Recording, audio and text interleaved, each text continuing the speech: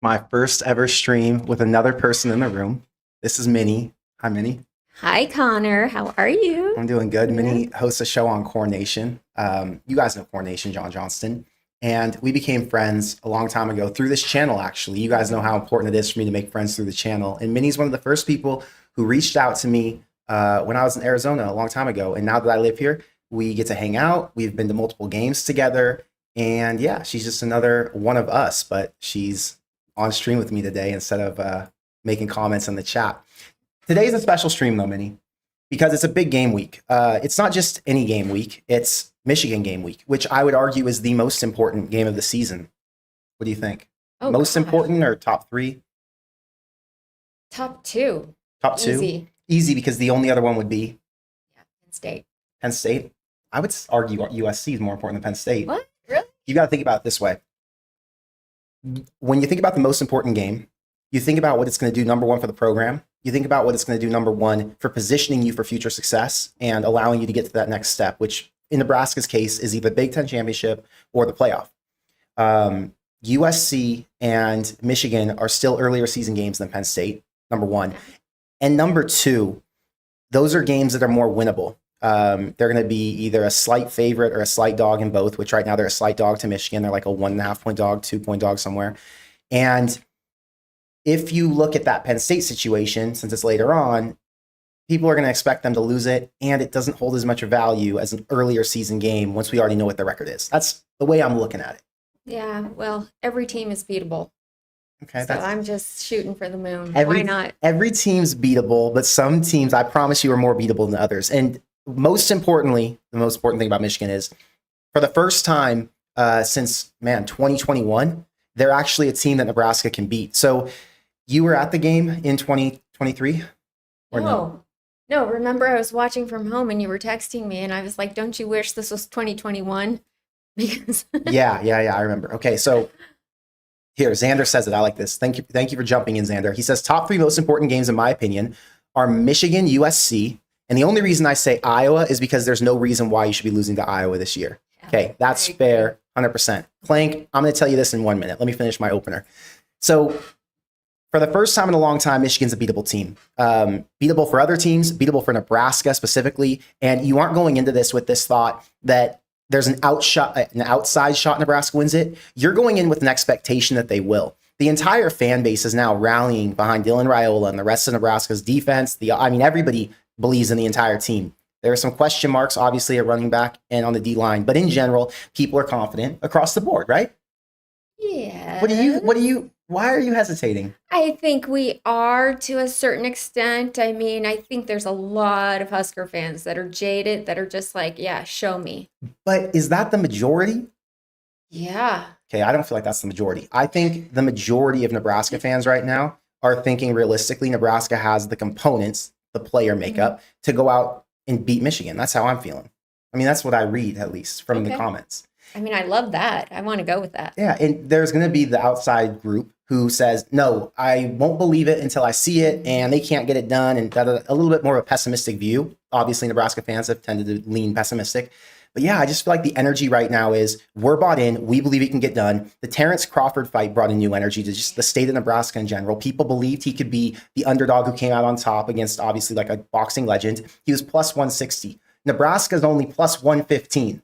I mean, the odds are it's more likely that Nebraska would beat Michigan this week than it was for Bud Crawford to beat Canelo last weekend. Facts?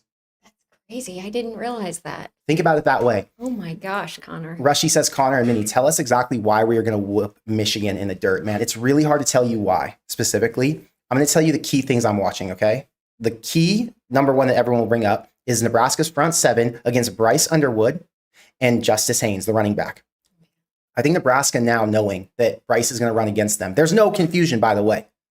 What's his name? Biff Poggi? Yes. Biff Poggi said in the press conference, he's off the leash, Bryce Underwood. Go do what you want. You can run, get it done. He didn't run against Oklahoma. It held them back. They ended up losing that game. Nebraska now knows Bryce is going to run the ball. They have a receiver threat in Donovan McCulley, but their other receivers aren't exceptional. They're, average at best. And I would say Nebraska has the edge in terms of receivers here, right? Mm-hmm. Okay. The key thing is, how do you stop the run game? Going to be important. I think they're going to stack the box. They're going to bring extra rushers. If you watch back on, I saw someone post up, I think it was Michael Rose-Ivy. He posted up, how do you stop Michigan's run? And he shows clips of the last couple games where teams blitz the shit out of them. And it worked to stop it. Oklahoma. So if you can blitz, well, Oklahoma wasn't a good example. I'll tell you why. Bryce Underwood didn't run. He wasn't a threat. So true. you had a single threat quarterback, and now you've got a dual threat quarterback coming in who had limited success against New Mexico. If you remember that game, they only won by 17. Yes, I remember that. And if Nebraska tries to implement some of those same strategies, they should be able to hold him. What's interesting, last year you watched the Nebraska offense develop with Dylan Raiola.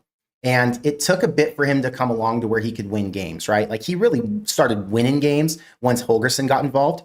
And then he was held back a little bit. In which games was it? Like Ohio State, Illinois. Those ones he didn't do that much in, and he wasn't able to close, right? Yes, that's for sure. Illinois especially. If you're talking about Don't early even season, mention Indiana. I don't even want to think about that. That's not even a competitive game, so I don't even talk about it.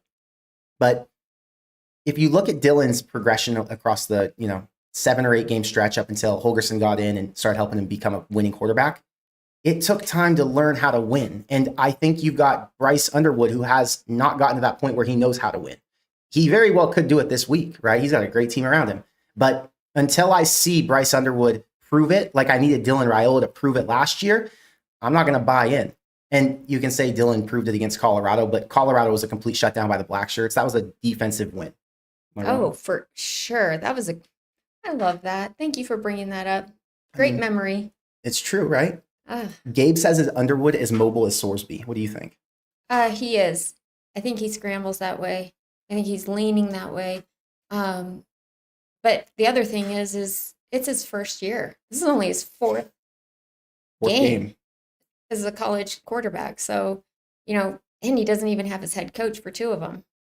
Yeah, I mean, I'm pretty confident that Nebraska has the coaching edge here. Not confident, it's a proven fact, right? You're going coaching edge because it's now going to be the defensive coordinator at Michigan versus the offensive coordinator at Nebraska. Who's the better in those situations? Ooh.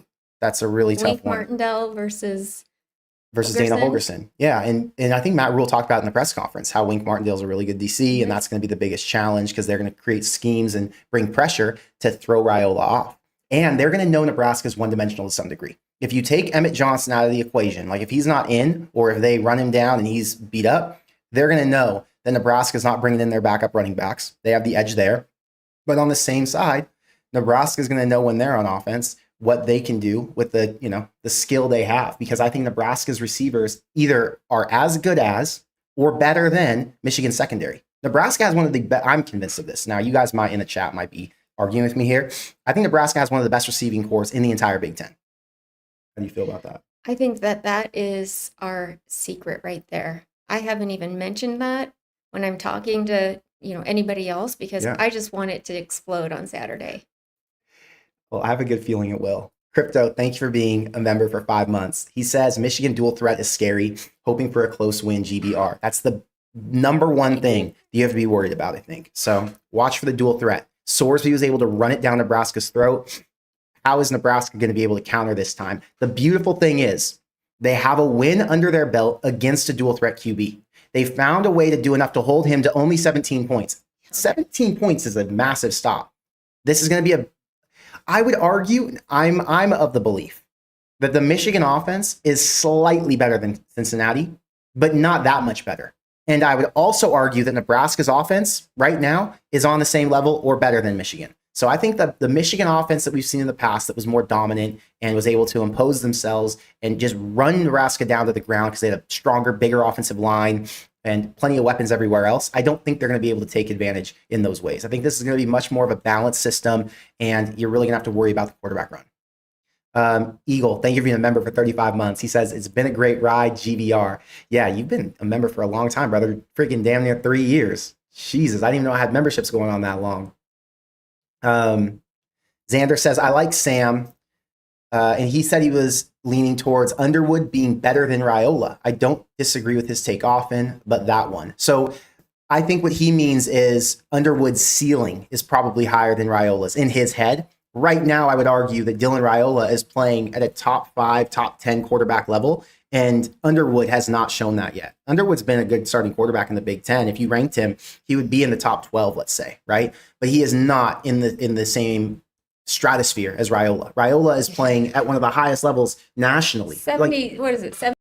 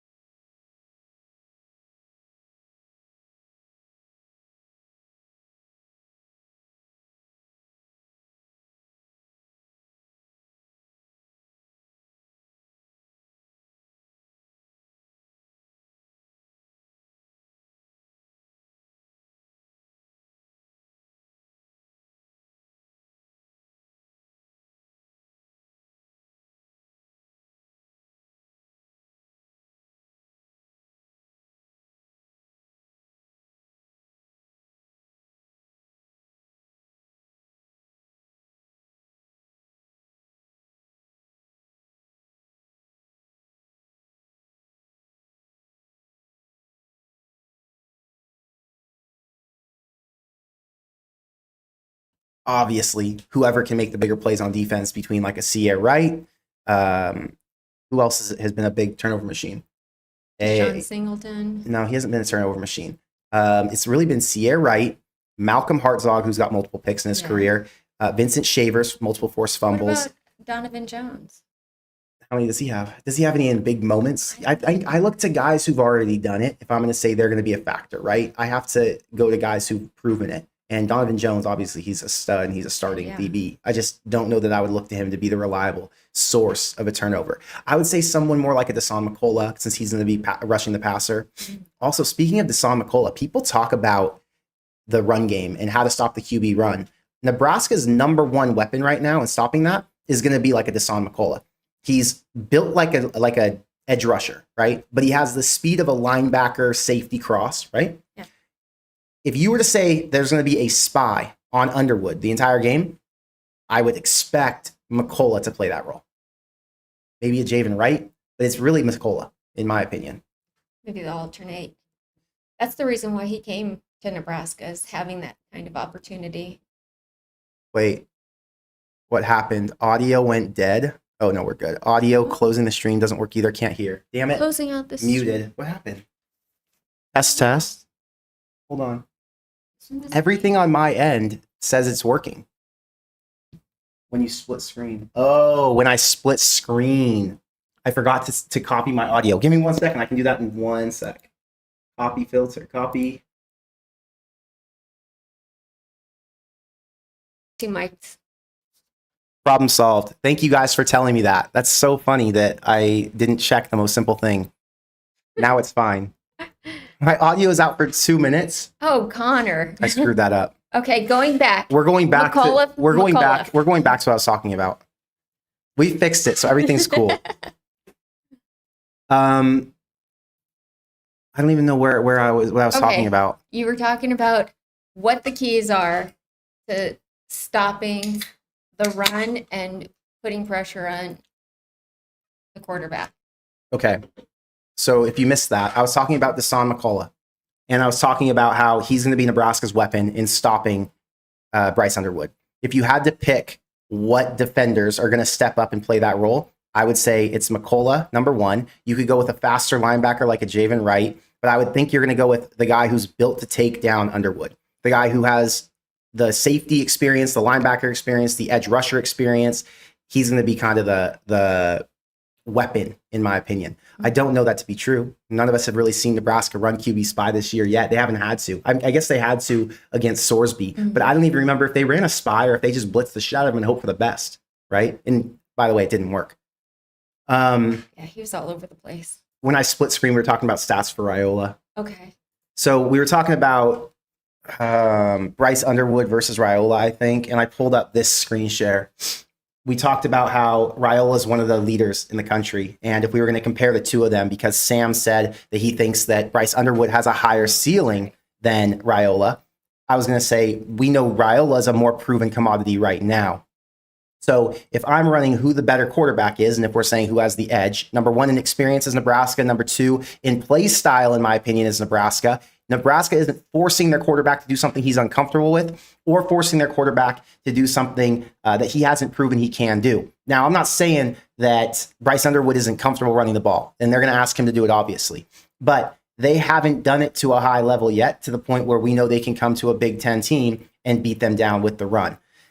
Nebraska could prove me wrong. Nebraska could say, you know what, Connor? Our front seven that is unproven is not able to stop someone like that. And the dual threat ability of a Bryce Underwood who can just line up under center and pound it down our throat or jump into the shotgun and confuse you with the read option, that could, make me eat my words. But I'm betting Nebraska has the QB edge in terms of experience. What? You just mentioned something, though. Dylan Raiola, everybody talks about that Cincinnati game. Yeah.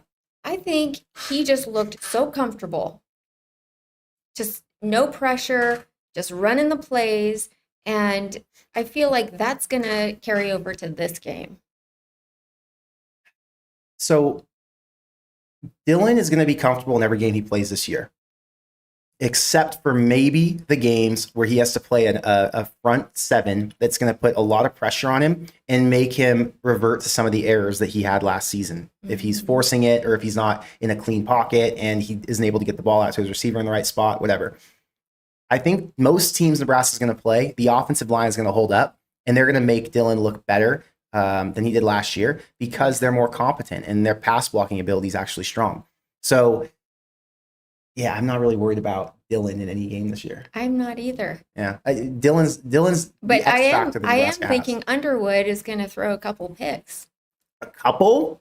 If Nebraska thinking. Forces one pick, that would be a massive win. Oh, I don't. Do you think? Okay, chat question. Do you think Michigan is going to force him or allow him to throw enough to where he's going to throw a pick, or do you think they're going to scheme up a run game that is more check down passes? Keep things simple. Nebraska's strength, as we know, is their secondary, and we're going to try to eat them up underneath and run the ball as much as possible.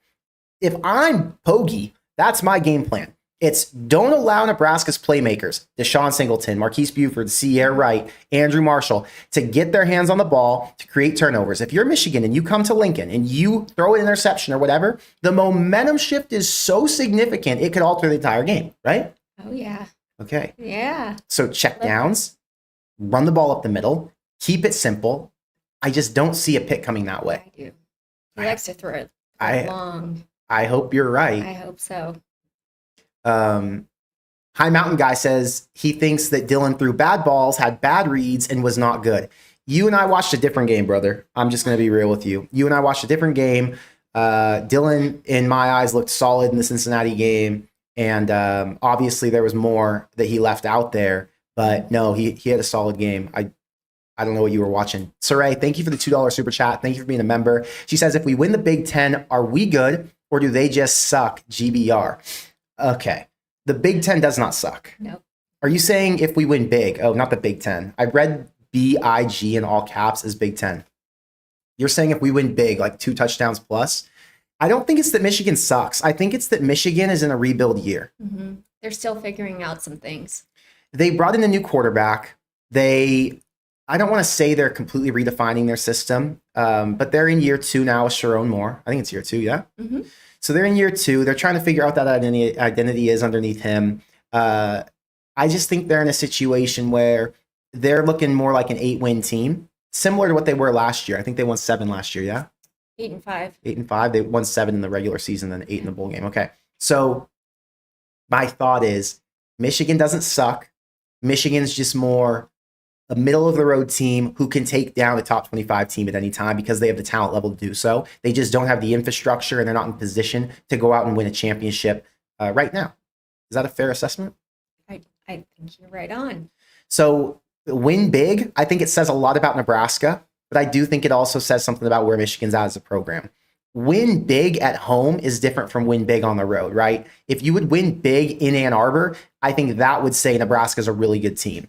Win big at home, similar to what Nebraska did to Colorado last season, and I think it just says these teams aren't in position to compete with a team that is more dialed in, like a Nebraska is. Nebraska's built for a year 3 playoff run. Like next year, I'm fully expecting Nebraska to be a playoff team. This year, borderline playoff team, 8, 9, potentially even 10 wins, right?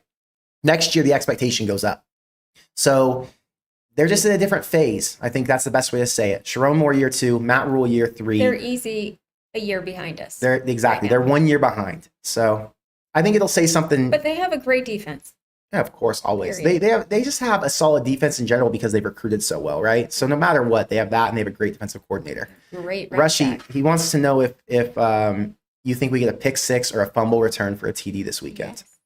You do? Yes. Yes, I do. Are you just saying that as like an optimistic Nebraska fan? I'm not. I've watched every single Michigan game this season, and I feel like if we pressure him enough, which I believe we will, he's going to be forced to make some bad throws. So I think that their game plan, again, this goes back to what I was saying about don't give it away, don't screw it up, is going to be not to allow him to make the dangerous throws. It's going to be the check down spots. Dump it to your running back. Take the sack. Run when you have to. If Nebraska brings pressure, don't allow them to capitalize on your stupid errors that give games away. Nebraska lost to Iowa last year. Why? Do you remember? Oh, gosh, yes. There was a strip sack. Dylan, if he would have just fallen to the ground, right, in theory, could have saved that play, let's say. You're looking at a Bryce Underwood who's young, and now you're a coach, and you're pointing to all the ways freshman quarterbacks have made mistakes, right? Not that was a bad example because obviously it wasn't Dylan's fault on the strip sack, but you get my point. They're not going to allow for him to make those mistakes. They're going to be so dialed in that I think they're going to say, tuck the ball, get down, don't let Nebraska take advantage, because if they do, momentum shifts, the crowd gets loud, and that's when it's hard to beat them. Go back to 2021 Michigan. When they came to Lincoln and Nebraska caught momentum, the game was effectively over. Nebraska was down by 11 points, 8, something like that. I think it was a double-digit lead for Michigan. Nebraska was lagging behind. They came back. They were in position to win the game. Very well should have. Should have kicked the field goal to finish it off. Had the stupid fumble. But when the momentum turned, that's what screwed Michigan up, and that's what essentially took them out of it up to that point. They can't afford to get into those spots. I think College Football with Sam would agree with me 100%. Here's a question for you, Minnie. Who has more pressure? Is it like to prove themselves right now?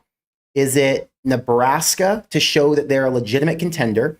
Or is it Michigan who doesn't want to show that they're basically falling off? I mean, it's not Michigan because obviously, Sharon Moore's not even showing up for the game. Yep. So I think when they were looking at their schedule, they said, okay, they circled a couple of games, and Nebraska wasn't one of them. So you're lowering your expectations for Michigan going into this week? I just think that, they're a good team, but I think it's really important for Nebraska to do well. I think the pressure's on Nebraska. I think the national perception is that Nebraska's gotten a bunch of hype this offseason. Nebraska's gotten a bunch of hype over these past 3 weeks. And if you're going to get a team, they are ranked in the top 25. But if you're going to get a team whose hand is tied behind their back, like Michigan's is, and you can't beat them in your own stadium, when you have all of the momentum in the world, you have the quarterback advantage, the coaching advantage, you have the exact same talent on both sides of the ball. If you can't get it done, who are you? An 8-win team, a 7-win team? You aren't a serious contender. You aren't a Big Ten contender. So you're just another Nebraska team of the past, just like we've seen time and time again, what would we call those teams? To the national lens, forgettable. That's what this team would become. This would become a team building for the future if they can't beat Michigan. Michigan is a good team, but they are not great. Michigan is a solid opponent, but they're not Penn State. I wouldn't even say they're USC at this point. I would be more concerned right now about Nebraska playing USC than I am Michigan today. Not saying anything bad about Michigan.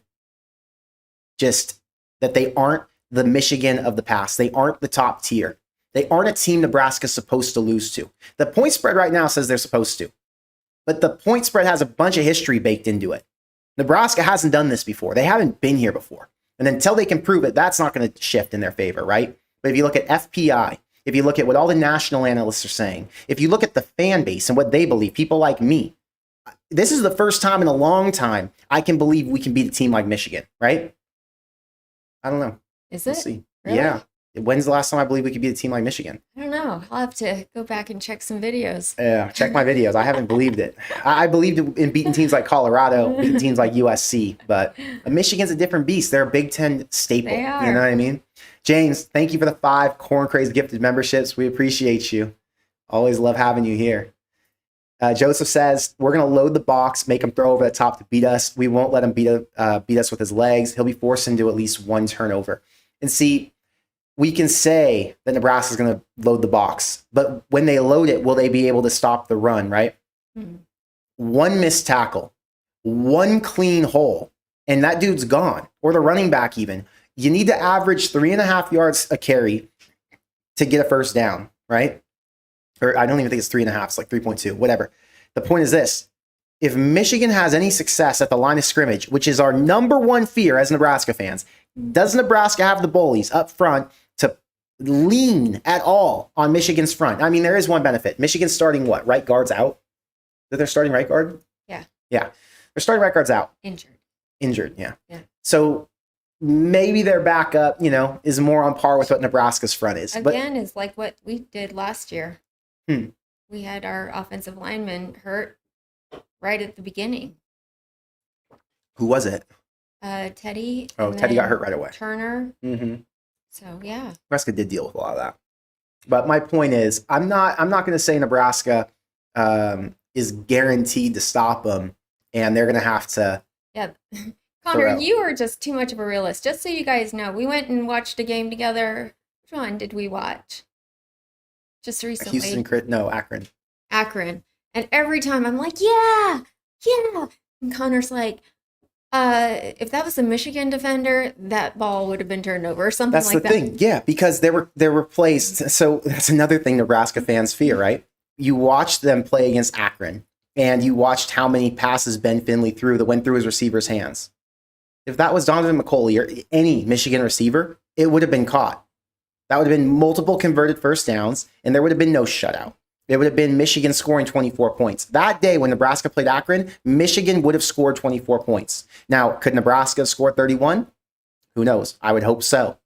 But it makes my point score expectation go up a little bit because of what we've seen from Nebraska's defense so far. Just going off what we've seen, you know what I mean? Like, I'm optimistic, but I'm realistic, like You're you said. also Maybe. too much of a realistic. Enrique says, did you hear about the bus and bull bet? I did not hear about it. You'd have to tell me, Enrique. Let me know in the chat what it is. Let's see. High Mountain Guy says he can use his legs. He won't be pressured to force the passing game. That's my thought. I don't think he'll be forced. That's why I'm not concerned about the interception. Interceptions will come in a Sorsby situation where Sorsby had that pick deep downfield. I could see that where it's desperation mode and Michigan has to move the ball. That's where you could see an interception. If Nebraska is able to stop them behind the line, I'm just not confident in saying that Nebraska's defense is going to have a lot of plays where they result in negative yardage for Michigan. I think we're falling forward. Okay. Well, we'll see. Saturday. What's your prediction, Minnie? Oh, gosh. What, are we talking score prediction? No, right? your prediction on if Michigan's going to be able to move the ball forward or if Nebraska's defense is going to show up and be able to create stops at the line. I believe we will. I believe we will. We just have to play all 4 quarters. But Not give up. what's your how are you confident in saying that? That's I see a lot of Nebraska fans with the unrealistic takes, right? I'm not trying to call you an unrealistic person. But when people You said worse. when people tell me that Nebraska's going to be able to do it, or I can believe that they are, or they use words like that, I have faith. It's like, I didn't say I'm I not have saying- faith. I'm not oh, saying- I believe in the Husker. That's just Connor, how I don't you interpret it. believe? No, I don't. I see what's in front of me, and I go off of that. I know. I That's a believe little in the too secondary. much. I need to rub up against you. Look, It'll rub off. I believe in the secondary because I've seen what they do. I believe in the linebackers because I've seen what they do. Okay. I don't yet believe in the defensive line. Just wait. You'll believe after this weekend.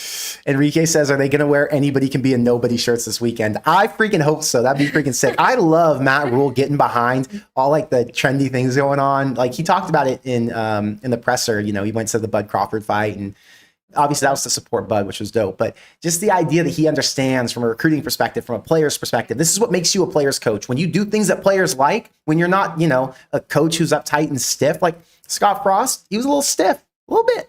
Like a Bill Belichick, super stiff. Matt Rule, the freaking opposite.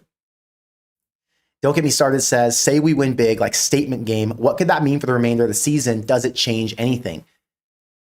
Man, I get nervous about a statement game, right? So Nebraska comes out, beats Michigan by 17 points. The entire world is on Nebraska now. Josh Pate and Will Compton's playoff predictions are confirmed. Nebraska's a legitimate contender, right? The fan base is on fire. The players are pumped up and believe they can beat anybody. But now the target on your back is so glaring. Nebraska already is the target because of their brand, right? Nebraska's brand is so big and they get so much talk, and the stage you're on when you play against them is such a big deal that teams make Nebraska their Super Bowl.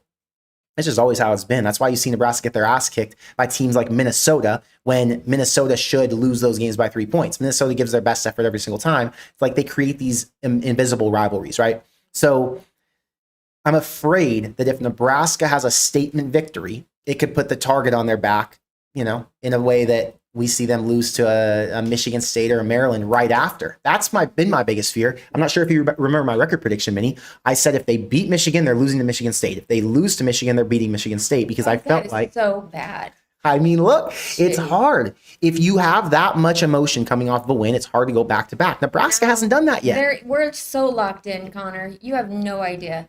That's all they're thinking of. You got to treat every single opponent the same. Last year, all the outside noise is out. It's just between them. It is. I agree with that. But if we're just talking from our perspectives, what we've seen, what this team has been known to do. Okay. Last year, what did they do to Wisconsin? Describe it. They curb stomped them. It was a great. They dropped themselves on their face and just slapped them in the face. It was Wisconsin. Okay. But then what happened after Wisconsin? They did the bowling celebration. They're all pumped up. Oh, yeah. Fans rushed the field. The emotions at an all-time high. Okay. All the people are saying, oh my God, Nebraska's back with Dana Holgerson. What happened after Wisconsin? USC. Mm-hmm. And what happened? I don't want to talk about it. We lost. What? Okay. The emotional high resulted in a loss right after. That's why I'm going based on what's happened in the past. I haven't seen Nebraska go out and win back-to-back big games. And until they do. And it wasn't USC, by the way. It wasn't? It was Iowa. Oh, that's right. The USC was before. Yeah, they were Wisconsin. before. But the point is, I'm just hesitant to say that it changes much. So don't get me started. Says, does it change anything? It would change the trajectory of the season because other teams would play Nebraska harder. That's the simple answer. So many people think like you, though. I can't even tell you. Like, you realize it's Michigan State. It doesn't matter. Michigan State is a decent team. They have decent players. Nebraska, okay, They're figuring a bunch of things but out, you too. see good teams lose to lesser teams all the time. Boston College just went to Stanford. Stanford is one of the worst teams in the Power Four. They're not UCLA, but they are still a really bad football team. Stanford kicked Boston College's ass. Okay, anything can happen any given Saturday, right? I mean, even last year, Vanderbilt, for example. Vanderbilt was a rebuilding team. They went in and they beat Alabama as like a 20-point dog, and they didn't have anywhere near the same level of talent. They were a building program like Michigan State is today. Devin says Crawford walkout to turn up the stadium would go hard. Ultimate hype for a ranked foe coming to town. Anyone know if that's going to happen? Like confirmed? Yeah, somebody in coordination said that he was walking out too. Is it 100%? I don't know yet. Drew says, love you, bro. You see analysts got our boys plus 2.5. Yeah, I think a lot of people are going to be on Nebraska this week. And Xander, yeah, they're plus 2.5 point underdog, but he's what Drew is saying is that the analysts picked Nebraska to cover plus 2.5. Bill says we should do what Cincinnati did to us. Let him make dink and dunk passes, but no backbreaker passes. So, Bill, here's the issue with that. If Nebraska was to run safeties across the top and not allow them to throw deep, however, they allowed the short throws, Michigan would score damn near every drive. They would get into field position consistently. They would have a few breakthrough and they'd score touchdowns. That, I think, would be a really dangerous option for John Butler to present. So what I think would be better is force him to do the opposite. Force Bryce Underwood to throw it downfield. Force their receivers to make plays against our secondary that head-to-head is better than their receiving core. This is what I'm talking about. And then let us pick it off. Hopefully. Yeah. Never Mind Me says, weird question. What are the microphones that have the fluffy ball around them? So it's just to help with wind. So if I blow on the mic on accident, like when I'm talking, you'll get like this scratchy sound. This helps to prevent that. Also, these are my backup mics. My good mics are here tomorrow. So I'm running with these until then. Normally, these should just be able to clip on right here and the audio will sound really good, but whatever. I'll have the new ones tomorrow. Because I'm going to have to use these when I come to the Michigan game this weekend to do my post-game reaction from my hotel room. And I think Minnie might be a special guest for that as well. We'll see. Okay. Dave, thank you for the $5 super chat. Thank you for being a member. He says, Connor, might be watching the game at Cosm in LA. Immersive game experience. Have you been there? Yes, sir, I've been. It was freaking awesome. I sat in like the second tier up. In the first tier in front of me, Colin Coward was down there. I saw him. I didn't get to meet him. I wanted to meet Colin Coward so bad. My dad, a girl that Coward used to date, worked for my dad, 20-something years ago. So my dad got to hang out with him a few times, and he got him these like Callaway readers. I remember my dad told me specifically, he's like, when you meet Colin, tell him that your dad got him these Callaway readers when he was dating XYZ girl. He'll remember. And I haven't got to meet Coward yet. That was the one day I thought I was going to. Anyway, pointless story, random as hell. But yes, Cosm's awesome. They had really, really good pretzels. The bottoms got a little bit wet, though, if they sat too long. So if you get the pretzels, flip them over when you get them. That's just one of my pieces of advice. But in general, freaking awesome, worth the money. I think it was like $100 for our seats. Cosm's legit. That's where it's all around you. Yeah, right? it's a big like dome. No, not dome, like a bowl. Like you're sitting in it, and I got to watch the playoff game, Notre Dame versus Indiana. Oh my gosh. They played, you remember the what's his name, the running back for Notre Dame, number 4, Jeremiah Love. Oh yeah. They played the Jeremiah Love run from the end zone angle. When he was in his own end zone, he took the handoff on the outside and he ran up the field 90 whatever yards, 99, for a touchdown. It was so freaking cool. And all the Indiana fans were like, what the hell? All the Notre Dame fans were losing their shit. I felt like I was at the game. Cosm sick. James, thank you for being a member. Thank you for the $10 super chat. He says, do you think if we win this game, the old stigma of course we lost would evaporate? If we win the game? So yes. Yeah, win the game. So here's the thing. If you win games you're supposed to win, or you win games that are on the edge, like where it's like this is a game that's kind of a toss-up, like a 50-50. I think this is where you start to evaporate that mindset, and fans start to believe and buy into, yes, they are going to win in the game they're supposed to.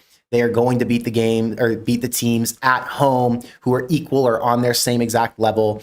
If this was Penn State at Nebraska, I think it would be a different conversation. But a USC, a Michigan coming to town, I think, yes, you're leaning on the side of what fans would say. So I'm looking forward to what the fan reaction is if they win. I know it's going to be hype. Oh, so, it is. We're going to run away with it if we win. Fans are going to go crazy. Okay, so guys, I usually like to buy my tickets. Day of right at the stadium, right?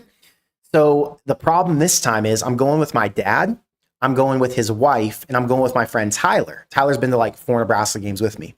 So I wanted to get 4 together. It's really hard to get more than 2 together when you're buying from scalpers, because if you want to sit in certain seats, they don't have enough. They usually have 1 or they have 2. So I went on SeatGeek the other day. This is not a sponsorship, by the way. I'm just telling you guys about my ticket situation because people like to know. So I went on SeatGeek the other day, and these are all sets of 4. $500 in the 24 section right here, which is on the 30-yard line. $415 right here on the 40. $466 up here. If you go to the other side, they're expensive, right? Yeah. So I hop on here the other day, just checking on Monday morning, like what can I find for 4? Because my worst case was I was going to buy 2 pairs for like $300 something each and just sit separate. Have my dad and his wife somewhere, have Tyler and I somewhere else. I hop on here. Wait, let me show you one more time. I find 4 tickets right here where my mouse is. Let me scroll up for you. Right here where my mouse is, which is like halfway up. It's row 28 for $320 a piece.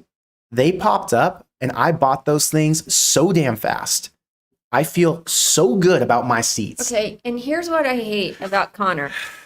Every game we go to, he always tells me how much less he pays for his tickets than me. Yeah, but I have a good strategy. You always find the best deals. So here's the thing. I'm so jealous. Look, I'm not rich. I'm just a guy making videos in my bedroom. No, I live in my not. parents' basement. No, he doesn't. That's what the chat's always said. So I have to be frugal and I have to find ways to get into the stadium for cheap, right? So the best way to do that, and the only reason I'm even bringing this up is because I have messages on Discord today. I have 3 of them actually talking about scalping and asking what the strategy is. If you want to go to the game and you're 1 person or you're 2 people, don't buy the tickets until the game, like until 2 hours before it starts. If you're in Nebraska, like you're at Memorial Stadium, you're going right here. That's the stadium, right? This is the Haymarket. You zoom in right here. That's T Street and Stadium Drive. There are a ton of guys for the 2-3 hour window before the game that walk all around there and they're selling tickets. Other areas over here by the Embassy Suites in this corner, there's like a little door here that leads to the bar. It's like a back entrance to the bar. There's like a huge party in here. You guys know about that. There will be people at this corner selling tickets. And then in the Haymarket, you'll find people earlier in the day randomly selling them as well. So I like to save money because I can't afford to spend these egregious prices on tickets. No, he just likes to rub it in. That's why. No. It's a game to him. It is a game to me, 100%. But I just want you guys to know these are the most efficient ways to get tickets. The only reason I bought those tickets, though, early on the site is because I wanted a set of 4, like I told you. And if I was just going to go get 2, I'd wait and scalp them. Or I'd even buy them online, but I wouldn't buy them online until like an hour and a half before kickoff. The other thing is if you wait any longer than an hour and a half before kickoff, the prices start to go back up. So, and keep in mind, I've been tracking this my entire life. My dad and I've been going to games since I was in, I think, 3rd grade. Okay. I remember I went to the Auburn USC game or Auburn Virginia Tech. It was like 2003 or some shit. We started scalping tickets back then. Okay. So I've learned the entire deal. I've got them at low prices, high prices, and I've done it when I've had money and when I haven't had money. So these are the best strategies, I promise you. Take my advice, please. Let me see here. Oh, I wanted to pull up where Nebraska ranked nationally. Oh yeah. So But we haven't played anyone. I don't want to hear it. None of these teams have played anyone. There are only like 3 or 4 teams in the country who've played a tough schedule. Well, let's see who's played somebody and see who's legit. That's what I'm curious about. Okay. I want to see what was I looking for? Rushing offense. After this Saturday, if we're ranked now, I want to hear it. Okay, fair. Rushing offense. Michigan is number 15 nationally. They're averaging 6 yards a carry. The only defense they've played against is Oklahoma, but it's still impressive. Six yards a carry is high, right? Nebraska, in terms of rushing offense, should be up here somewhere. There they are, 60, averaging 5 yards a carry. Good. Okay. Passing what I would offense. expect from Holgerson. Yeah, I mean, It'll keep climbing. Yeah. Okay. Passing offense, Nebraska ranks 5th nationally. This is actually crazy. Why the hell is Boston College number 1? They have a transfer from Alabama named Dylan Longren. Is that his name? I think it's his name. They're on fire. They actually played at Michigan State, so this is an impressive number. But you got Texas Tech, Syracuse, Baylor, Nebraska, and USC. This is awesome. How is Nebraska that high? I mean, Nebraska's picked apart these smaller schools, but still, it's impressive. Yards per game, 366. Total offense, Where's Nebraska? Oh, well, let's check Michigan. Not in the top 50. Again, this doesn't matter for the game, by the way, guys. Like Michigan could have the 81st passing offense today, and in this game they could go off. Michigan's 81st nationally in terms of pass offense. Shows you they're going to lean run. I already checked the turnovers, and red zone offense. Here we go. I saw the special teams. Nebraska's special teams is ranked number 1 or top 5 nationally. Number 1. Number 1. Weird. They've kicked 3 kickoffs out of bounds to start the year, which were brutal. I don't understand how they're number 1. They haven't had a punt team on the field in a while, so maybe that's factoring in. Red zone offense, Michigan, 46th nationally. Nebraska, how far behind are they? 87th, tied with TCU. Hey, look, TCU's a good team, so if they're tied with TCU, maybe it says something. Nebraska's red zone offense has struggled. Nebraska's red zone offense struggled against Akron in a big way. That's part of the reason I was so disappointed when I was watching that game with you. If you can't score on Akron at the goal line, there is no way in hell you're going to be able to score on Michigan at the goal line. Hopefully, they learned a lesson. Yeah, there goes that realistic. Mike says, keep in mind all tickets are digital this year. That doesn't change anything, Mike, for scalping. I scalp digital tickets all the time. You just buy them off the guy's phone. The only thing it changes for scalping is it makes it safer. So whereas before you could have the printed ticket and you could recreate it and sell it, now you can only sell via online transfer. So you're 100% guaranteed a safe ticket. I bought a digital ticket at the Colorado game actually 2 years ago when Jeff Sims had the long touchdown run. Let's see. I'm reading some of these comments. They're funny. Why is she practically sitting in the next room behind him? Minnie can Because sit up I'll tell closer you if she why. wants. Connor put me right by this glaring light, and I was like, you do realize I'm old. Minnie's so ridiculous. Anyway, she doesn't want to be too in the light. She doesn't want to be too front and center. She's insecure about being on like a 4K camera because normally she's on a little, I don't even know what, a webcam? No, I'm on a 4K camera. It's just my StreamYard doesn't do 4K. Yeah, we're rocking TV show quality. Yeah. Don't get me started. Thank you for being a member for 3 freaking years. He says, when we win, where do we land in the top 25? That's a tough one, right? Let's go look at the top 25 right now. I love these questions, guys. You really help me to figure out what I want to talk about because I forget half the time. Think things through. Yeah, rankings. I love this. You love which part? This part. Where we get to screen share? No, where we're talking about where we're going to be Oh, if we win. The fantasy. You love talking about things that aren't real. Got you. Shut up. Okay, so what's interesting about this week, Illinois is projected to lose to Indiana. By the way, that's going to be one of my bets of the week. I hate it. I love Illinois. I think Illinois is the better team than Indiana. I don't think that they should be giving Indiana should be giving 4.5 points. But the fact that the whole world is betting on Illinois and the line is still at 4.5 is a total red flag. I think Illinois is losing this week. Regardless, Indiana or Illinois lose, they're going to drop Indiana behind Nebraska if that was to happen. So Nebraska would jump up there. Illinois would not, though. I think Illinois, actually, they'd probably drop Illinois behind Nebraska as well. Depends. If they beat Michigan, it's tough. It's tough. These are both top 25 teams playing against each other. That's a factor, though. Another factor is like a Vanderbilt's not, a Michigan is. Michigan drops back. Auburn plays OU. Auburn could drop out completely or at least drop behind Nebraska. Missouri plays South Carolina. That's a game that could factor. Ooh. Notre Dame plays, I'm assuming, a nobody. They play Purdue. They're a 27.5 point favorite.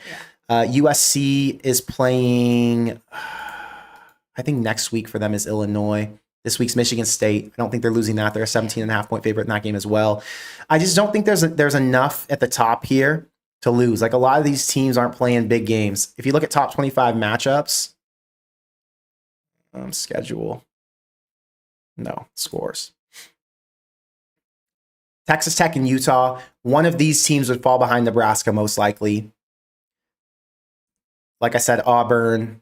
Tulane, okay, in theory, Tulane could beat Ole Miss, but if Tulane beats Ole Miss, they're jumping in the top 25 as well. Will they jump Nebraska? Probably not, but they would be a 4-win team with a road win over an SEC school ranked in the top 15. That would be massive. I could see the voters vaulting Tulane over Nebraska. But I'm telling you, the hype is going to be so stupid after Nebraska beats Michigan, if that was to happen, that I don't see that happening. The hype is going to be uncontrollable. unless Michigan just looks like absolute shit and Nebraska manages to win the game 7-3, I do think Nebraska is going to get a lot of respect from the voters. Yeah, Florida's not beating Miami, I don't think. So I just don't think there's a lot of shakeup in the top 25. I mean, I'm more confident in freaking Texas losing to Sam Houston than I am off half all these other games. So, to answer your question, don't get me started.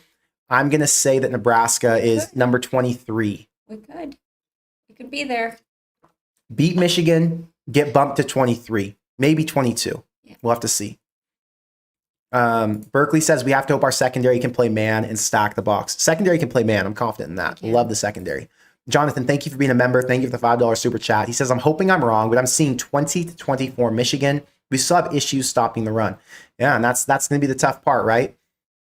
At what point is Nebraska going to step up this season and say they can stop it? Because if they can't stop it this week, they aren't stopping it next week against Michigan State. And if they aren't stopping it then, they're not stopping it against USC. All right. Minnie just likes to live in fantasy land. I'm being real with you, brother. You know what the deal is? We know what the problems have been. Obviously, they know how to fix it. That's the thing. Minnie's making a good point. We've addressed what the issues are. We have the game film now to say who's screwing up, where they're screwing up. And we know what needs to be corrected. So long as they can do that, your score prediction is going to be wrong, Jonathan. And mine will be too, and we'll be excited and pumped. Okay. Enrique says, I hope to meet you someday. My dad has loved your pod. Thank you, Enrique. I hope we get to meet someday too. Minnie, what's the game plan for Friday night? Oh, Friday night. We're meeting at Kincaid's, which is in the Haymarket at 7:30. Kincaid's. Is that where we went last year? Yes. Who's going there? It's a brewery, I think. Okay. And they have like an outside patio. Yeah. Okay, so we're going here. Yep. What time? Is that that's the Lincoln one. 7:30 p.m. Okay, so I'm gonna be here around. I've got dinner at the Oven, the Indian restaurant. Love the Oven. I'm gonna go to dinner, and then after that, I'm gonna go to this place, Kincaid's. I went here last year and met a bunch of people. Who all's gonna be there? Like you, me, just a bunch of coordination people. John Johnson? No, he's not. He said he might make it to the USC game. That'd be nice. I know. Okay, so I'm gonna stop by Kincaid's. I'm gonna try to be there for like an hour. So between like 7:30 and 8:30, something like that. If you want to meet, that's a great time to meet. Because I know for sure I'm going to be there because I'm going to go say what's up to Minnie and her husband, David. Mm-hmm. And yeah, that'd be a great spot to meet. So if you want to meet at 7:30 to 8:30, Kincaid's. Saray, thank you for being a member. She says, with Oklahoma's QB having success running on Michigan, should we have Latif go in for some drives, or is he still not ready for a big team? No. It doesn't make sense to put in a quarterback, in my opinion, who you know is one-dimensional. And if Nebraska was going to send him in, they're not sending him in to throw. Now, there's a world where you could say, yeah, but he has the ability to pass. No, there's no reason to throw a true freshman into that environment when you have one of, if not the best quarterback in college football, period. Yes. You just allow your guy to do his thing. You don't take reps away from the guy who can make a game-changing play at any given moment, who's not going to lose you the game because he's now experienced pretty much every single way you can lose one. And the guy who you're essentially betting your entire season on. Nebraska's not only betting their season on him, they're betting the next 3 seasons on him. They're betting his freshman, sophomore, and junior by bringing him in and anointing him the starter right out the gate. So, nope, the ball is in Dylan's hand at all times, unless it's absolutely necessary that he comes out of the game for some other issue. But no, TJ Latif, solid player, love him. Sit your ass on the bench and wait for your turn. Your turn's not today. Well, it's Dylan Raiola. I love what we've done with TJ because there has not been any pressure put on him when he's been in the game. Okay. And I think that helps. You develop, confidence as a freshman, right? Yeah. And I love that for him. Dylan didn't want that. Dylan didn't come here to sit out his freshman year and watch and then just gain confidence. Dylan wanted to be pushed. Dylan's a different type of guy. And not saying that TJ's not this type of guy, but I mean, it says it. Dylan wasn't going to a school where he wasn't going to start. Now, Dylan's a different type of talent. Dylan had a different pedigree coming out of high school, different connections. Obviously, he has the superstar quarterback coach. So he didn't have to make that choice. But you could argue that if TJ wanted to play right away, he could have gone to Middle Tennessee State and played right away, right? Different type of goals. Quick question, Minnie. DCK says, hey, I'm in Sedona from Omaha. Where's a good place to watch? In Sedona? I guess. Jeez, good luck. I don't know. Do they even have TV in Sedona? I don't Kidding. know. I've never been to Sedona. The only thing I know about Sedona is obviously Oak Creek, but they have an excellent Italian restaurant there. So you should look that up. I can't even remember the name of it. Minnie, you're supposed to know the name if you're going to suggest a restaurant. Well, I'm lucky that I remembered Kincaiders, okay? Okay, fair enough. Josh says, would like to meet you, but I work on the field, so I can't meet up before or after the game as I'm on the event staff. Another reason I can't be around your live shows, but always watch it later. Well, thank you, Josh, for the support. I wish we could meet. That sucks. Our timing's just a little bit off with you having to work, but I get it. William says, Latif played against two bad teams when the game was over. Pump the brakes. Look, everyone's excited about Latif. Andrew says, which team has the best backup QB? It's Nebraska. Nebraska might have, I'm trying to think who has a really good backup QB in the Big Ten, but Nebraska has one of them. I don't know who else has. Most of the really Big Ten are playing freshmen, so a lot of them are. yeah. Xander says, my uncle has season tickets, like 4 rows up on the 50-yard line. He asked me to go with him. So excited. Hell yeah, Xander. You better cheer loud. Tell you what, your voice is going to be needed, especially if you're that close. On which side, Xander? Yeah, are you on the Nebraska side or the visitor side? Let's see. Jonathan, thank you for being a member. Thank you for the $5 super chat. He says, two Nebraska fans sitting in a basement a week before the game and still talking about going. Nebraska games are like a holiday. Can't get enough. Dude, yeah. Nebraska games are a holiday. We get 12 of them a year, guaranteed. 13 if we're lucky. 14 if you're really freaking lucky. And soon enough, Nebraska will be playing a 15th. But when you only get this many in an entire year, you have 365 days.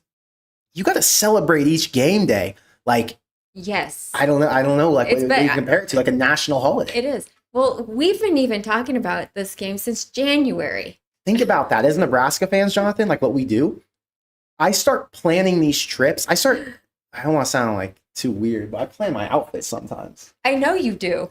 I like to be fitted. I like to make sure I got the right jersey. I mean, we could do a whole jersey thing, right? Should we go take them to your closet? No, I have I have no plan on what I'm going to wear for this game, but I have an idea of what I'm going to wear for the USC game. Ooh. Should I tell you? All black, I would assume. Minnie, there's more to it than just all black. Okay, what? Okay. Tell me. I've got these like baggy, oversized black kind of denim pants with like, they're sick. So black pants. My white, red, and black Adidas Ultra Boosts that are in Nebraska. Okay.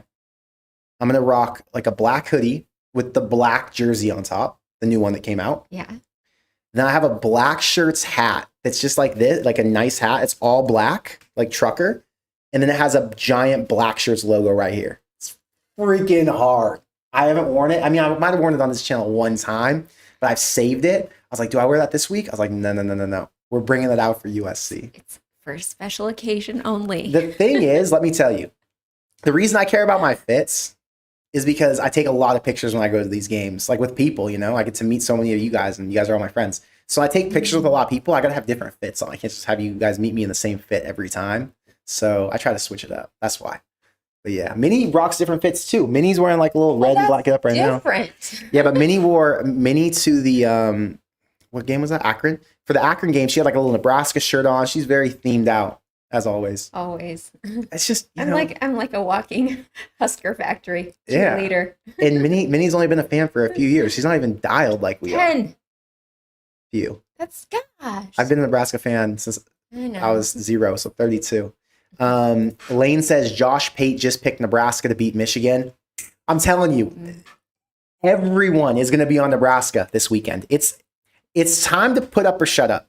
It's time to prove you're winning the game. It's time to prove you can win the games you're supposed to win. I don't care what the spread says. This is a game Nebraska is supposed to win. If they don't win, it's going to be hard. It's going to feel like, Jesus, Nebraska let one slip away. This won't be a game where Nebraska gets dominated, where they get outmatched, where they get outplayed in every aspect and they lose the game by 14 points. This is going to be a game that comes down to the wire, similar to a Cincinnati situation. Or Nebraska's going to come in, they're going to put up points, and they're going to make sure that Michigan never feels like they had a chance to begin with. It's going to be one of those two things. Nebraska will fight. I want, you know how Rule said, we want other teams to never want to play us ever again. Does he say that? Yeah, he said that. I like that. I love that. The That's thing, what I want. the energy, I'm telling you, the energy is fiery from Matt Rule. Dude's awesome. Gabriel says, Connor and the Smoke Show, new podcast. They called you a Smoke Show. It's nice. It's a good thing I know what that means. Thank You you. do know what it means? That's a good one. You act like you're old. Who is this? Never seen her on a show before. No. She's, Hi. Minnie's on the Coronation Channel. Yep. And she does it for fun. Like she just jumped on Just on one day. what was it? Like on John's Monday Night Therapy, is it called? Yeah, and I do a Thursday night show called the Five Heart Podcast, and then I do a all girls like voice of college football show. There you go. So Minnie for fun does all this because she just loves Nebraska football. Like, she's like us. Yeah. So just is what it I is. am a Nebraska fan. Yes, through and through. Oh my gosh. Are you Jonathan, kidding? thank you for being a member. Thank you for the $2 super chat. Number 23 if we win in non-upsets. Yeah, I agree with you. He's talking about the ranking, by the way. I think that's pretty accurate. Berkeley says Illinois plus 4.5 was my first bet of the week. I'm telling you, Berkeley, I was going to make it my first bet of the week. I was so hot on it. I was like, my God, this is ridiculous. It doesn't make any sense. And then I looked and I saw 85% of the bets are on Illinois plus 4.5. And then my mind went, something doesn't add up. Vegas knows something I don't know. And now I'm not going to bet against them. I'm taking Indiana. Berkeley says, what if Nebraska loses? Everyone's so confident, it makes me scared. Yeah, I mean, That's the other part of our fans right there. it's tough, man. It's tough. I mean, I don't know what to tell you. If they lose, it's going to be really hard. That's it. Jackal says, how confident are we in our D-line? Sorry if this is a redundant question. I just tuned in. It's not that we're confident in the D-line. It's that we're more confident in the scheme. We're confident that the coaches are going to be able to look back on the film, see what worked, what didn't work, and find a way to adjust. Figure out which players were out of position, who needs to now be put into position. Who's going to step up and make the plays, right? Cade Petrak went against, what was it? Akron, had the sack in the end zone for a safety. Who's going to come up and make plays like that? Desan McCullough, Williams Waneri, like, who is going to take over a game? Someone has to. And we haven't seen one of them do it yet against a really good opponent. So today or Saturday is going to be the day. We just don't know who it is yet. I think it's going to be Cam Lenhart. William says nobody talks about how Michigan stops us. Michigan stops us. Yeah, and I think that people are just so hot on Nebraska's offense. Well, I mean, it's solid. They feel complete. Tell me a weakness. That's the thing. Nebraska's offense feels complete to this point. We haven't seen a weakness. The weakness is the depth. The weakness is once you get past Emmett Johnson, can teams dominate in the trench and take down the running back behind the line? Probably. The other weakness is play calling when you have weird plays that set you back, right? So if Dana Holgerson says, oh, we're going to motion Mosey, we're going to throw it to him behind the line of scrimmage, he's going to go for -2 yards, and now Nebraska's going to have to force the ball downfield because they took themselves out of position. The other weakness is, do they make those stupid penalties like Elijah Pritchett did in week 1? I'll tell you what. That better not happen. Matt Rule's making it a point that is what costs Nebraska's offense, and that's why he's a third-string offensive lineman now. The highest paid player on the entire freaking offensive line, and they aren't starting him. They don't even have him as the backup. I got a text from my cousin before this, and I just wanted to ask chat and you, Minnie, Okay. What are your thoughts on this? In hindsight, do you think Nebraska should have matched Kentucky's NIL offer for Dante Dowdell? Because now we gave all that money to Pritchett, and Pritchett's a third-string offensive lineman. In hindsight, it's really easy to say, in my opinion, that they should have given it to Dowdell. But going back and thinking we need the offensive line help, it made sense, right? We did need the offensive line help. I mean, we might still. But now, what about the running back room? It's You scary. need the running back help too. Yeah, we've Chat. been nervous about that. Chat. Obviously, I think if put a 1 in the chat if you think Nebraska did the right thing and you were on board with the idea that they took Pritchett over Dowdell, because you couldn't keep both. You had to take one of the two, right? This is in Georgia. So you had to pick one. In hindsight, I think we all say number 2. We would want Dowdell on the roster ahead of Pritchett. I think I already answered that question. I wanted Emmett. Yeah, but we all get Emmett no matter if what. Dowdell You get stays, both. no, if Dowdell stays, he wants to start. He started every game. Yeah, but the carries would have been split so that they were both quote-unquote starters. Emmett can only carry the ball 15 times a game to make him reliable throughout the entire season. If Nebraska runs the ball 20-something times a game, that's going to give Dowdell plenty of touches too. And Dowdell's in a shared backfield right now. Dowdell would have been fine staying at Nebraska. It was a money issue specifically, not a play style situation. I think we're all on the same page. I'm not even looking at chat yet, but No, we'll find out. just because you can talk people into the way you see things. I'm not talking him into it. Yes, you are. Am I? Am I manipulative here? Manipulating people into believing my ideas? Yes. Leo, he says, hello, Connor and Minnie, just joined. Who do you guys think will be a better QB, Bryce or Dylan? And who will be the most surprising impact player? Hope I get to see you Saturday, GBR. Hope I get to see you too, Leo. We gotta get another Same, picture Leo. together. Leo's awesome. Have you seen Leo? No. I don't know how old Leo is now. He's like 12 years old when I met him. He's a little kid. Oh, Leo. Yeah, he's very cool. Hi. He knows a lot about Nebraska. So right now, I think it's obvious that Dylan is the better quarterback than Bryce Underwood. You can't argue that. Going forward, Bryce, in my opinion, has a significant edge as a college QB that Dylan doesn't, and that's that he's a runner. So if Bryce can develop into the passer that Dylan is and the decision maker, he probably has a higher ceiling since he's not one-dimensional. That's TBD. We have no idea. So right now, I'm going to rock Dylan since he's already proven to me that he's the better quarterback. But in the future, that dual threat ability could really take him up a notch. What do you think, Minnie? I think you just put the nail on the head right there. For college football, you want a quarterback that can run as well. But for pros, he doesn't need to run. Dylan would be great for the pros. Yeah, that's the difference. Mm-hmm. The running's huge. Easton says, what's the deal with the Tony Snell jersey? Tony's one of my best friends, and I have a few of his jerseys. That was from his season in 2021 when he shot 50, 50, 100. He's the first NBA player to ever do that. So 50% field goal, 50% from three, 100% from free throw. And they went to the Eastern Conference Finals that year against Milwaukee. So I was with him the entire season, went to a billion games, and I traveled around with him, and it was just a really fun season. So I decided to hang that jersey up. So it says to Connor on the top, and it says 50, 50, 100. And then the bottom picture is me with his ex-wife right there, or his wife. Really? His wife. Oh. They're right there in that bottom. And then the other picture is him passing the ball on the side. So yeah, that's why I've got the jersey there. Tony's one of my really good friends. He's like just a dope dude, so I want to support him.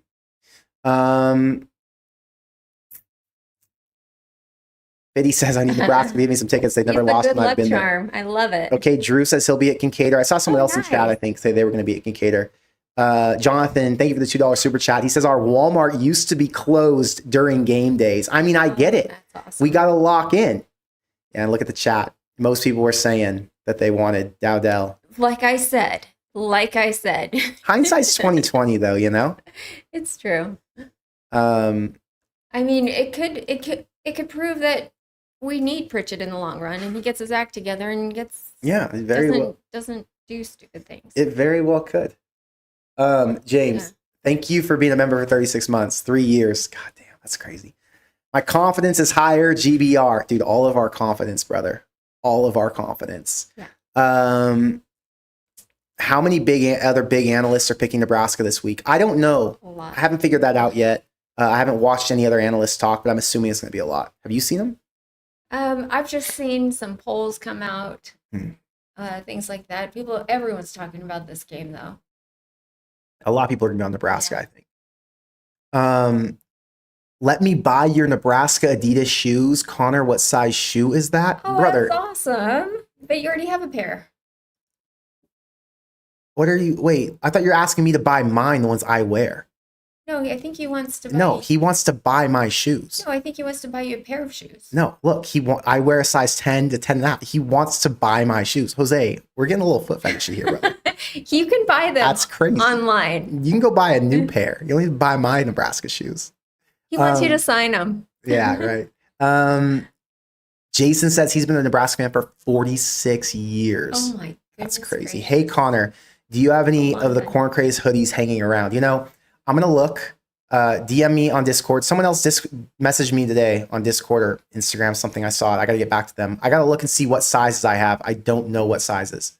So I have a few. I just don't know the size. Somebody asked if we're dating. We're not. No. Connor is a serial dater, though. No, I'm not a serial Yes, dater. yes. You're trying to be funny. You think you're funny. The weakness is the red zone offensive play. Holgerson will figure out our red zone issues. I'm confident in that. Which it has some major issues that you know. I love reading chat, but Me too. we've already banged a lot of good questions. Okay. Muck Fishigan, that's a good one. I like that.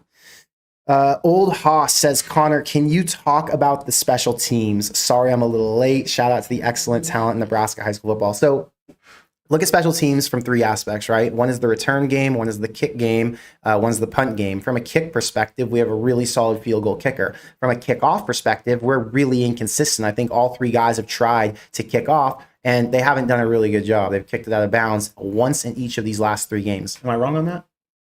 You don't remember. Okay, doesn't matter. I think I'm right on that.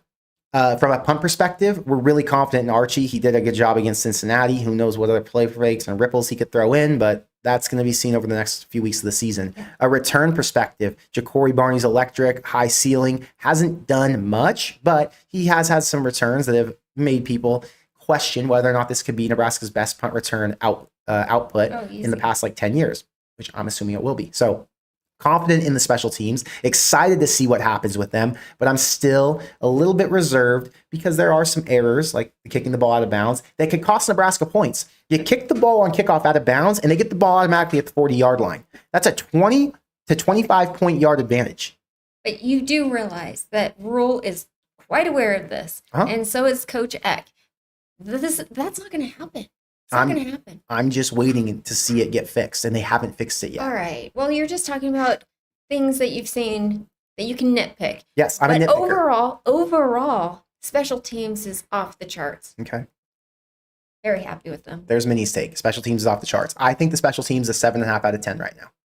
There's room to be better. Okay. Maybe a 7.7 out of 10. QB1 Miles, GBR, like your content, Connor. Thank you, Miles. I appreciate you being here. Gloom Trench says, love you both. Hope to see you at USC. 100%, Tyler. You remember Tyler? Yes. Oh, yeah. From Colorado. Hi, Tyler. Let's see. Canthony says, I've been a Nebraska fan since 92. I was 11. Only problem is I live in Tuscaloosa. I need this playoff since this is going to be a down year for Bama. Damn, brother. It is. Yeah, that's crazy living in Tuscaloosa and being a Nebraska fan. What a weird situation. If I'm in Tuscaloosa, I'm like, yo, I'm diehard Nebraska. But, you grew up different, I guess. But more power to you. You get to be around good football, and you get to be a fan of going to be good football. Splurge says, I think Luke Lindenmeyer will have a bigger impact than people think. I think so too. Luke is, I don't want to call him a secret weapon because there's nothing secret about him. He's a tight end who's been pretty solid so far this year, but he has been a little bit underutilized, we'll say, and I think they could use him more, especially if there's mismatches with the linebackers. So we'll see. I'm excited. Xander says, at this point, nitpicking is the goal. It's the details that matter. Well, that's why you're here. Yeah, I gotta make sure. You love Connor. It's just like I love Connor. I'll find ways. It's just I like to say, let's put you a like little to happy live in face fantasy. on that. You like to live in fantasy. Let's color that with rainbow. Jackson says, Connor and Minnie, who are your favorite personal? Who are your personal favorites on the squad? Okay, Minnie. Dylan. Defense, I would say Vincent Shavers. Okay, my number one is Sierra Wright. I think he's a little bit undersized to be making the plays he makes and to be the impact guy he is. I think he's awesome. I like when he talks. I think he's really well spoken, and that guy's cool. To me, he's a guy I'd want to associate with. Sierra Wright's just got a vibe to him. So because he's from where you're from. Yeah, he's from LA too. So maybe I just get it more. But I like that he's a playmaker, and he's done it multiple ways. Interceptions. I think he blocked a field goal, forced fumble on a strip sack. He gets it done. So I'm going Sierra Wright. Love him. So weird, because I just picked 2 guys that are totally locked in that you don't really hear a whole lot from other than football stuff. But you just picked a guy for his personality. I mean, that's the thing. I am attracted to people who are like my vibe, and I could see myself talking to him. He's like, yeah, he's cool. But I didn't pick him for that. I picked him because he's a turnover machine. Okay. You're right. Okay, Trojan Blade, thank you for being here, Gabe. He says, any bar recommendations in or around Lincoln? That's for the chat, brother. I don't live in Nebraska. I only go once or twice a year at the most. I'm going to tell you this. I go to one bar when I'm there. It's called Barry's. Yep. Barry's is lit. I go on Friday night before the game, and then I go on Saturday after the game. The line is freaking crazy. but yeah, it's a really good time. I don't know how I got lucky and now I am able to go and not have to wait in the line. But yeah, that's a really good spot, Barry's. So It I would is. check that out. They've got kind of like a club room downstairs. They have the regular bar downstairs, then they have a rooftop bar upstairs. And like when all the players are in town, like I meet a ton of former Nebraska football players, basketball players. Who was the guy from the Celtics there last year? Can't remember his name. Anyway, there's like a lot of people who go to that bar. It's a very cool spot. So Barry's. And then any of the bars in the Haymarket, those are all the best ones to go to. All the bars that are like downtown on like the letter streets, those feel like college bars. I still walk over there. It's fun, but Haymarket. James, thank you for the $20 super chat. He says, you're right, Connor. Nebraska has a huge platform. I was coming back from Houston and both airports at 7 a.m. and 10 a.m. I heard Go Big Red at least 5 to 8 times since I was rocking Nebraska gear. Nice. Keep up the great content, GBR. That's actually crazy. Go Big Red. I have never heard it 5 to 8 times in one day. I have heard Go Big Red like a couple times. I was in the Dallas airport like 4 or 5 months ago, and I saw I can't remember who it was. It was one of the Williams. It was like Kyron Williams or Deontay Williams. It was one of the Williams, the old safeties from like, Frost and pre-Frost. Mhm. I saw them. I've had random airport You don't encounters. wear a whole lot of red though. I always wear a Nebraska hat everywhere I go. Yeah, but people have to look closely. You don't wear a whole lot of red. Yeah, but Red is now, eye-catching. that I'm like, I have a YouTube channel. If I see people like that know me, like from the YouTube channel, then they recognize. And so I talk to Yeah. people. Like I was in the airport. I don't know if I told this story on stream. I told this story to someone the other day. I don't know if it was on stream, so I'll tell it again. I was in the airport in New Orleans and I had Tony's baby with me. And I was going through TSA and Trey Palmer was decked out in full red and a What? red shiesty. He's wearing like a whole Nebraska fit. And he starts walking towards me. This is before the season started back in 2022. So he had just committed to Nebraska within like the last 2 weeks before I saw him. So I knew who he was. I had already made videos talking about him. So Trey Palmer like beelines right towards me. And I was like, oh shit, who's this? And he says, what's up? He daps me up. I can't hear what he's saying. He's like in a shiesty. And after that, I like walk off. I'm like, that had to be Trey Palmer. I'm in Louisiana. Like he's my height. Like it just made sense. Fast forward, like obviously he watched my videos. That's why he would say what's up. Fast forward the Oklahoma game, which was like 3, 4, 5 months later, whatever it was, 6 months maybe. And I'm outside the stadium. I see Marquise Buford and Malcolm Hartzog, all these guys. And then Trey Palmer walks up, says what's up to me. And I was like, was that you in the airport? He's like, yeah, of course. I was like, oh, okay, that makes sense. Anyway, I've had a lot of random airport encounters. Fans, Fun. players, all kinds of stuff. I would really love to meet Matt Rule in public. I'd really just like to meet Matt Rule in general. Go to Big Ten Media Days. Yeah, go to Big Ten Media Days would solve that. I'm not media though. I'm just a guy who talks. are. I'm not media. I promise you. They won't I'll give me smuggle credit. you in. Yeah, you get me in. Saray says, hope to see you at my dad's tailgate for the USC game, GBR. Yeah, I think if that's a night game, I'm definitely coming to that tailgate. Don't worry, Saray, for sure. I really hope that USC game is at night. Let's see. Yeah, they haven't even announced it yet. I know, we're waiting.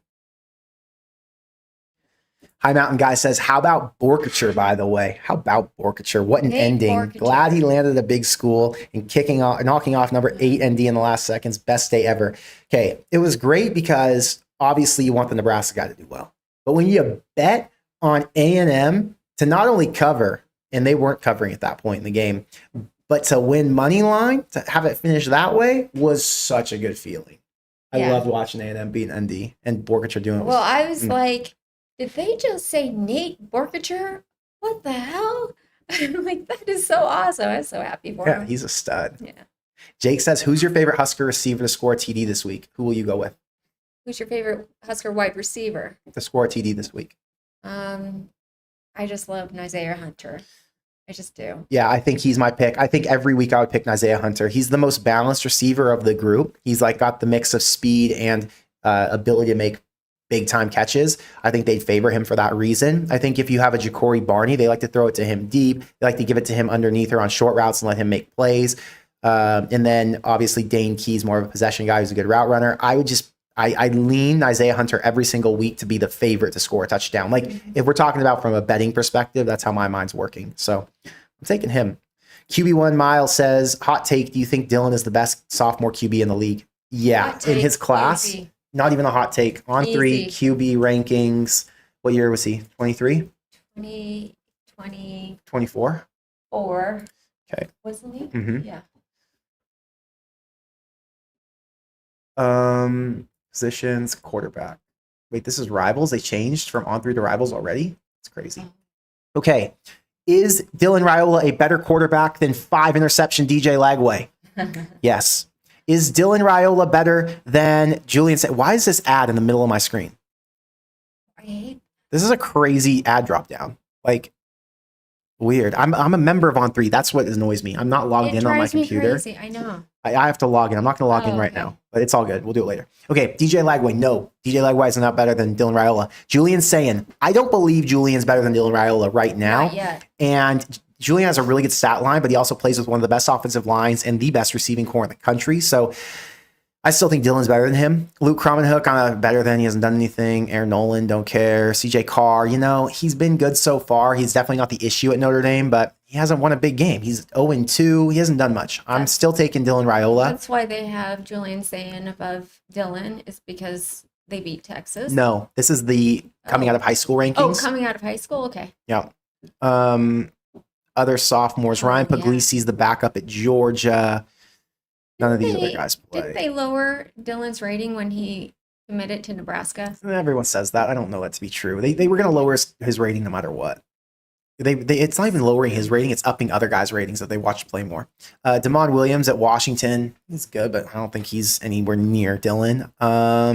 Yeah, none of these other guys. Michael Hawkins, the backup quarterback at Oklahoma. He did pretty good last year, but they were a 6-win team, so nothing special. I think Wilson hasn't done anything. Yeah, I'm looking for a sophomore quarterback who you could compare to Dylan Raiola. CJ Bailey's had a pretty good season, not Dylan Raiola. Yeah, Dylan Raiola is the best sophomore quarterback in the country. I think it's undisputed right now. It's great. I mean, it's a good situation. Patrick says Misty's Friday night before the game is a blast. Where's Misty's at? Right across from NBC Suites. Yeah. Which direction? On the graduate side? Coming away from the stadium. Got it. Let's see. Cornerster Kid says, are you going to the game? Yes, Minnie and I will both be at the game. Mm-hmm. I'm so excited.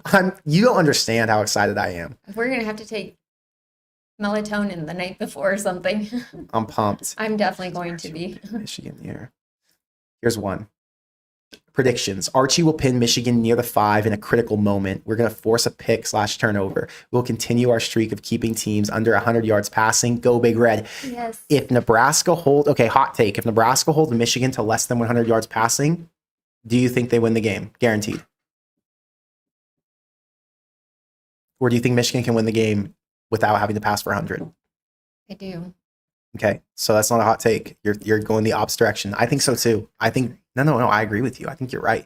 Even if we continue to hold them under 100 yards and Nebraska's got like a 70-yard output out of Bryce Underwood, I still don't feel confident. Like I think there's they just have such a good running back. Oh yeah, my gosh, both. That guy can just both.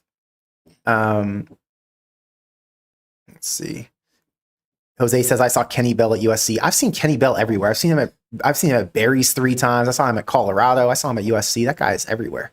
I like Kenny Bell though. He's, superstar former Nebraska player. Jake Whitley says, speaking of betting perspective, what are some locks this week? I'm going to talk about that on Thursday night. I'm doing my stream Thursday. I'm going to have college football with Sam on with me, which will be great. That'll be a good stream. I'm going to get some other takes from Sam as a Michigan fan and Michigan quote-unquote analyst. Yeah. Leo says, do you think the stadium will be louder than Colorado last year? No. Colorado was so special because are you arguing this? Oh, yeah. You think that Saturday is going to be louder than Colorado last year? Oh, yeah. Yeah, there's alcohol at this game. Yeah, but there was alcohol at the last one. They just weren't drinking it in the stadium. No, it's going to be louder, Leo. There's no way, Leo. I'm going to tell you why, Leo, because Minnie's delusional. Minnie loves living fantasy land. Delusional. Like I said, here's the situation. Nebraska's playing against a Michigan team who they don't hate. They don't like them, but they're not playing against a Colorado team that they despise and are disgusted by. We didn't hate Cincy. They weren't, but that was different. They were excited for the game. Okay. We're excited about this too. They are. Nebraska fans are excited about this, 100%. I'll give you the difference. When I was at the Colorado game last year, Leo, I had tears in my eyes during the tunnel walk. No, I'm not lying. You think I'm joking? I know. My eyes were watering. I was by myself. Well, I was by myself. There were like 90,000 people in the stadium. I'm standing there at my seat. I'm alone. Like I had gone solo. And I'm standing there tearing up. I had so much aggression and emotion inside of me. I was at that Colorado game the year before. I hated the way the Colorado fans acted. I hated the fact that a worse team beat Nebraska. I hated the fact that Nebraska had repeatedly lost to a team they should have beaten. I had so much emotion. I was not alone in that moment. I promise you. When Will Compton came over and said, "Go Big Red," and the whole stadium echoed it back, I was like, holy shit, Nebraska is going to beat the shit out of these guys. Sorry, Leo. I know you're a young guy. I shouldn't be cussing to you. My point here is Michigan is a team Nebraska fans don't hate like they hate Colorado. They're a team who Nebraska is expected to lose to multiple years before, and they have. And they're a team who Nebraska wants to beat with all their heart this year, but not in the same way they wanted to beat Colorado. Nebraska fans would have been willing to trade multiple losses for a Colorado win this last year, whereas you can't say the same about this Michigan game this season. There was a different vendetta against Colorado last year. It was personal. I mean, I don't disagree with that, but I think that it matters so much to fans. This game, 100%, but that's not the argument. Well, what will be whether louder? or not we're going to be loud. No, it's louder than Colorado. I guarantee. We'll be louder. We'll be louder. Give me supporting evidence. I just want to debate. Give me supporting evidence that says Lincoln Memorial Stadium will be louder on Saturday than it was against Colorado. We're tired of being the punchline. We were tired of being the punchline last year. No. We were tired of being Colorado's little bitch. Like they treat us bad. Chat. I need help. I need help. Is Minnie wrong? Am I wrong? Maybe I'm just living in delusion. Okay, Michael says Nebraska hates Colorado big. Saray says, I think USC will be louder than this week's game. USC this year might compete with Colorado, but I don't think so. I agree with Saray here. Do you think USC? Well, the problem with USC is it's all speculation about what the situation is at that point in the season. Yeah. Kane says, I don't know if any game can top the Colorado game. Bro, I went to that and I was so happy I was there. It's one of the best games I've ever been to. Wrinkly Beef says, based Connor. Gloom Trent says, yeah, the Colorado game last year was like the second loudest I've ever heard that stadium in my entire life. I know. It was loud. I'm not denying that. That was loud. But it's not about loud. Is it going to be louder this week than Colorado? Leo, I promise you. To recreate that Colorado game, you would need something fierce in the blood to get people as amped up. People are going to be amped this week. I'm not discrediting this weekend. But Colorado was something different. It was personal on another level. It was the Dion disrespect, the Shador disrespect, the shit on the field that you saw in the Chasing 3 video after the game where Shador, Shiloh, and whoever the other captain was, were making fun of like Marquise Buford, talking about, we're going to roll you, boy, ha, like laughing and shit in their face. It was different. It was personal, and it's hard to recreate that energy. Hey, we'll see.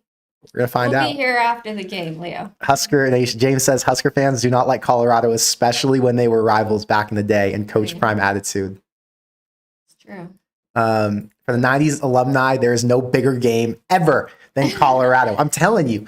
You guys, my blood's boiling even thinking about that. But listen. I'm just getting pissed off talking about him. I was there in Boulder, remember?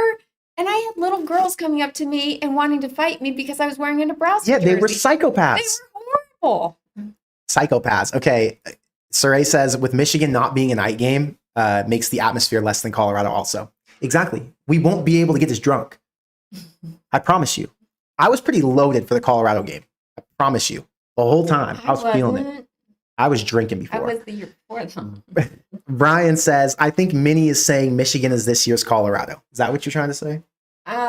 Yeah, but in a different way. Different way, because it's not like Michigan is like Colorado. It's just like we need this. We 100%. need this because we are so sick and tired 100%. of being everyone's punchline. Yeah, we're the punching bag. We almost always. We almost always.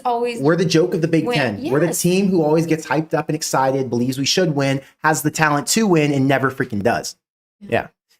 CU was a night game and hated. a 2:30 kickoff will not compare.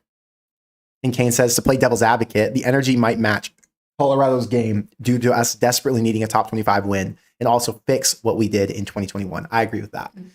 It's going to be exciting, man. I'm pumped for this weekend. I'm back on Thursday night. We're going to talk more then. We're going to go through my best bets. We're going to talk with Sam, and we'll have more to break down on what the matchup looks like. Minnie, thank you so much for coming on my show. You're welcome, Connor. Anytime. We haven't done an in-person live stream on Corn Craze before, so yeah, I'm glad we were able to get one out of the way, and we'll do more in the future with other people. So anyway, guys, with that said, what do I say? Thank you for being here, and I will see you in the next one. Go Big Red. Big Red.